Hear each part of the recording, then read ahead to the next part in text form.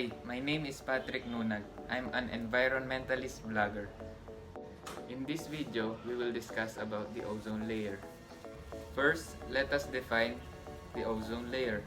Did you know that the ozone layer was discovered by Charles Fabry and Henry Buisson? They are French physicists in 1913.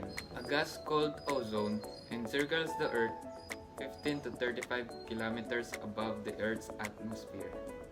The ozone layer is a thin part of the atmosphere of the Earth, which absorbs almost all of the harmful ultraviolet light of the sun. However, pollution causes the ozone layer to thin, exposing dangerous radiation to life on Earth. Earth's atmosphere is made up of 6 layers. The ozone layer is located at the second layer, called the stratosphere.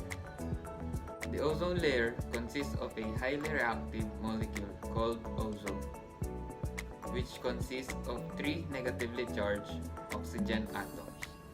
Ozone is a trace gas in the atmosphere. For every 10 million air molecules, there are only about 3 molecules. But it does a very important job. The ozone layer acts as the sunscreen of the Earth, absorbing about 98% of harmful ultraviolet or UV light. But the ozone layer has become thinner. The planet is shielded by ozone against harmful ultraviolet rays from the sun. Life on Earth would be very difficult without the ozone layer in the atmosphere.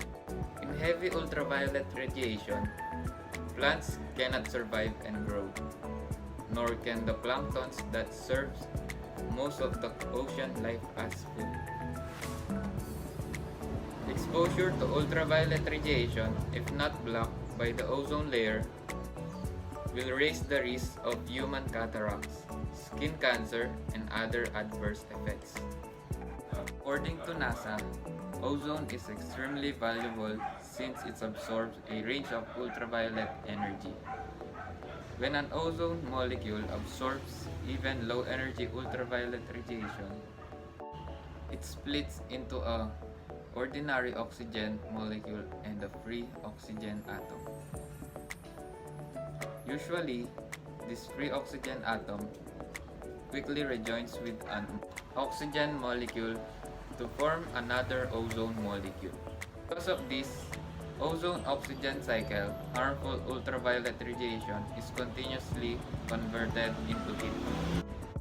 The ozone layer can be compared to a sponge. The sponge absorbs everything like the ozone layer. The ozone layer, on the other hand, absorbs the ultraviolet radiation. Although we need sun to survive in our life, too much exposure to it can damage our lives. Through the past years, the ozone layer has become thinner. One of the reasons why the ozone layer has become thinner is because of the chemicals called chlorofluorocarbons or CFCs. Now, in the absence of the ozone layer, which acts as the barrier, all of the radiation would reach the Earth, causing damage to human life, plants, and everything. For the plants, it would be impossible to create photosynthesis, especially when the intensity of the sun's radiation increases. Even our trees would die. But the worst scenario would be the collapse in our food chain, which will make all the living things starve and extinct. As human beings, it is our job to protect the ozone layer. There are lots of ways to protect the ozone layer. Example of these are: minimize high-altitude aircraft flights, encourage growth of plants which produce oxygen, discourage deforestation. As we plant trees, let us not burn plastics. Minimize the use of cars.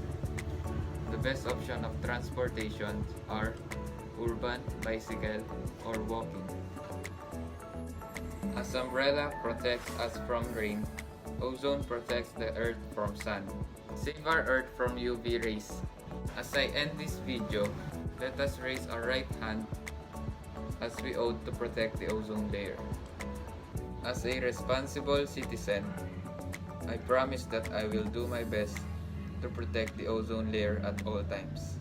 I will plant more trees and minimize the cause of pollution. I will make the earth a safe zone by protecting the ozone. Save the ozone to save the planet, most especially to save the future. Altogether, we must act now before it's too late. I hope you have learned a lot from this video. Again, I'm Patrick Nunag. I'm an environmentalist vlogger. Don't forget to share this video and encourage others. Thank you.